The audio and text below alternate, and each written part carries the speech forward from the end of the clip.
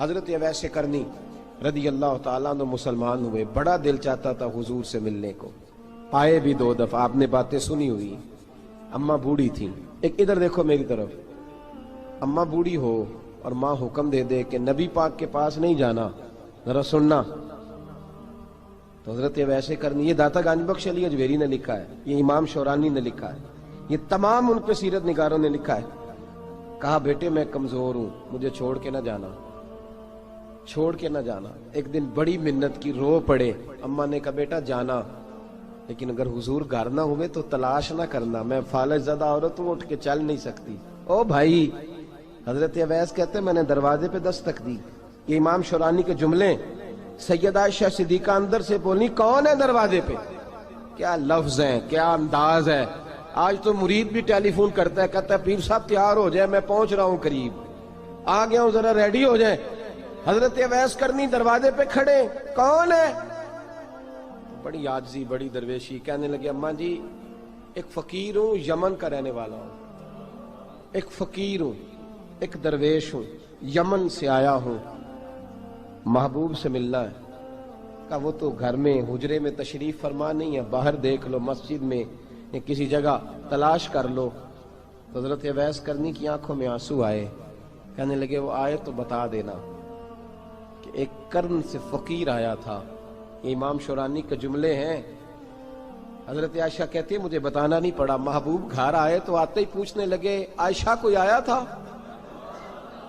علم غیب رسول کے منکر اس حقیقت کو بھول جاتے ہیں، غیب مانا کہ راز ہے، لیکن راز اپنوں سے کب چھپاتے ہیں۔ نبی کریم صلی اللہ علیہ وسلم کوئی آیا تھا؟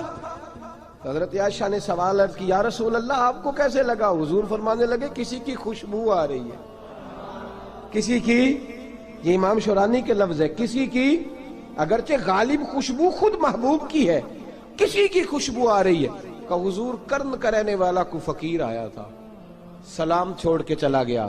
جناب عائشہ کہتے ہیں حضور کی آنکھوں میں آنسو آئے۔ میں نے کہا حضور وہ گیا کیوں؟ تو محبوب نے فرمایا اس کی ماں بوڑھی ہے، اس کی ماں۔ محبوب اگر اماں کے لیے کہتے ہیں چل دیکھیں نا تابی بنے، وہ صحابی نہیں بن سکے، تابی، تو تبلیغ کرنے کیسے چلا جاتا ہے بیمار ماں کو چھوڑ کے؟ تو پیر صاحب کے ڈیرے پہ کیسے پہنچ گیا اماں کو چھوڑ؟ تجھے کس نے اجازت دی کہ ماں باپ بوڑھے تھے اور تو کہے جی میں وہاں جا رہا ہوں، میں نے چلے کرنے ہیں، وظیفے پڑھنے؟ بھئی جب حضرت اویس کرنی اعلیٰ حضرت امام اہل سنت رحمت اللہ علیہ، آپ نے لکھا ہے کہ وہ جو محبوب کا فرمان ہے نا بخاری مسلم میں، رضا اللہ فی رضا الوالد، فرمایا جس کی والد راضی اس کا اللہ راضی، اور جس کا باپ ناراض اس کا اعلیٰ حضرت فرماتے ہیں ایک 100 ولی، ایک جگہ پہ فرماتے ہیں 1000 ولی ایک طرف بیٹھ کے کہہ دینا کہ یا اللہ اس بندے کو بخش دے، اور اکیلا والد کہہ دینا یا اللہ میرا نافرمان ہے، نا معاف کرنا، تو فرمایا اللہ اس 100 ولی کی نہیں مانتا، والد کی بات مانتا، اس لیے کہ حضور کا فرمان آ گیا باپ راضی ہوگا تو اللہ۔ تو میرے بھائی شریعت ایک حقیقت ہے، اس حقیقت کو سمجھیں۔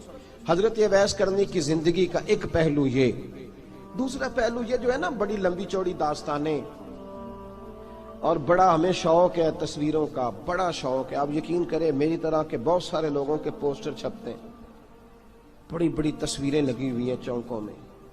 استقبال سب سے اچھا وہ ہے جو قیامت کے دن ہوگا۔ اگر اس استقبال دیکھیں نا، یہاں ہم سے پہلے لوگوں کے بڑے استقبال ہوئے، پھر بعد میں کیا ہوا؟ چلے گئے وہ لوگ، ہم آ گئے، ہم بھی چلے جائیں گے۔ مٹی دیں تے مٹی رہنا ہی، ایویں کا دی بلے بلے، اج مٹی دے اتے بندیا تے کل مٹی دے تھلے۔ حضرت اویس کرنی خیر التابعین ہے، تابعین میں سب سے پہلا نمبر ہے۔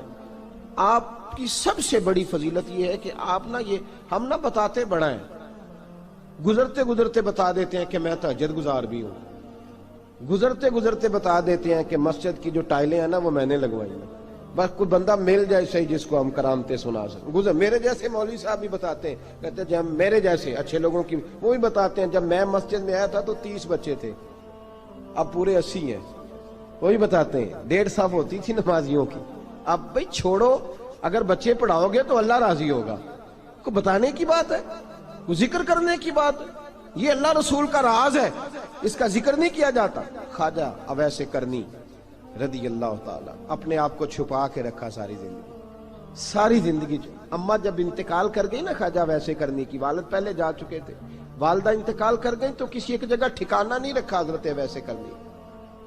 میری باتوں کی سمجھ آ رہی ہے آپ حضرات؟ کیوں بھلا یہ کئی دفعہ جو نعرے شارے ہوتے ہیں یہ بڑی خرابی کر جاتے ہیں، اصل کام رہ جاتا ہے۔ دست بوسی کرنے والے کئی دفعہ اتنا دور لے جاتے ہیں کہ انسان کے اپنے وظائف پیچھے رہ جاتے ہیں، کئی دفعہ مشکلات ہوتی ہیں۔ اس لیے صوفیاء میں ایک ملامتی گروہ ہے، ملامتی، داتا صاحب نے اس کو لکھا ہے اور اس کا تذکرہ قرآن نے کیا، یجاہدون فی سبیل اللہ ولا یخافون لومۃ لائم۔ فرمایا اللہ کے کچھ بندے ایسے ہیں جو اللہ کے راستے میں جہاد کرتے ہیں